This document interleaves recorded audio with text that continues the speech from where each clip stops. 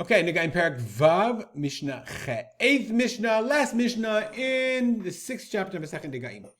Says the Mishnah, Ele mekomot ba'adam she'inam mitam'in ba'baheret. There are parts of the human body that cannot become tameh baheret. If they have a white spot or whatever, if they have a white, the flesh turns white, doesn't matter. Okay, what are they? Tocha ayin, inside the eye. Tocha ozen, inside the ear. Now I mentioned tocha ozen is literally inside, not around or in the outer ear. I don't really know. I'm not sure, but I think that's really the way I understand it. Tocha chotem, because the other example is inside the nostril. Tocha peh, inside the mouth. So it's got to be inside the body. Hakmatim. Kmatim are folds of human flesh. If a person is obese or portly and has folds in flesh, so under those folds is not visible, and they are not considered eligible for baheret.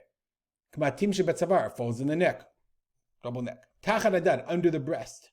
Ubeit hashachi, in the armpit. Remember, we learned in the armpit, like up to a certain point, where a person would lift his hand in order to pick olives. Kafaregel, the bottom of the foot. Vatziporen, or the nails. Those are not area. The nail, fingernail, or toenail are not areas of tzaraat. Harosh, v'hazakan, head and beard. Why head and beard? Because remember, we said head and beard have a different sign that's called the netek, where there's hair. And we'll see what happens if there's no hair in a minute.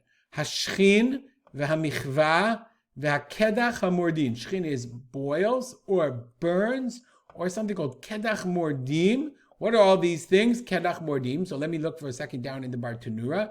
Kedach is shchin abba machmat davar acher. Shchin is boils that come out of illness, disease on its own. Burns are burns.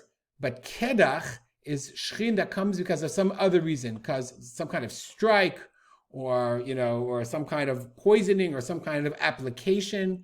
Okay, and it's all of these are mordim. Mordim means they're rebellious. So when it's all of these things, if you have a burn that hasn't healed yet. So remember, when a person lo aleinu, God forbid, has a burn, the burn hopefully will heal, will come off, and then a new skin will grow. But you'll have it won't be a scab, but it'll be a discoloration of a skin. That was considered shchin that is eligible, the boil or the burn, or the kedach, or the other kind of boil. It's a sore. All of those things, when they heal, then they're eligible for a special kind of tzaraat.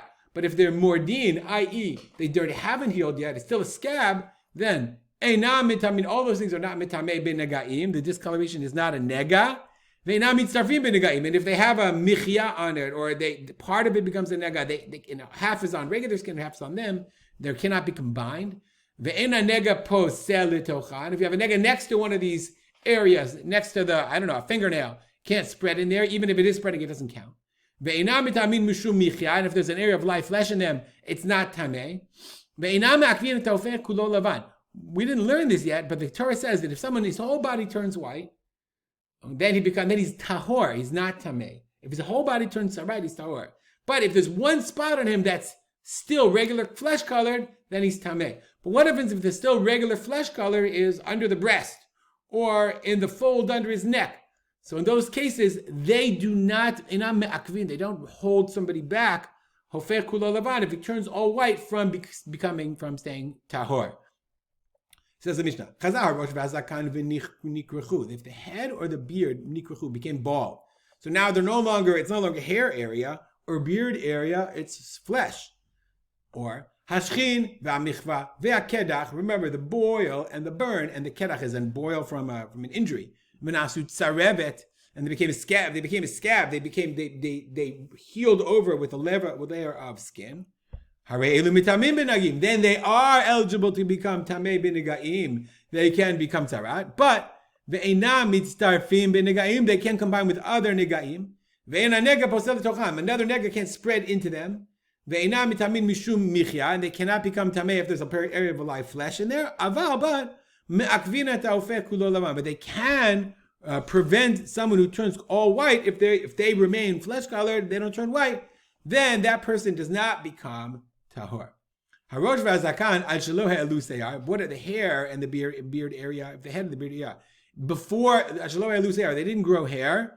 Then or v'hadil dulim b'rosh v'azakan. Dulim, the Rav says dildulers, hanging pieces of flesh from there. I don't know why in the beard area, but a person has some kind of defect or whatever, those are regular flesh. Nidonim ke'or basar.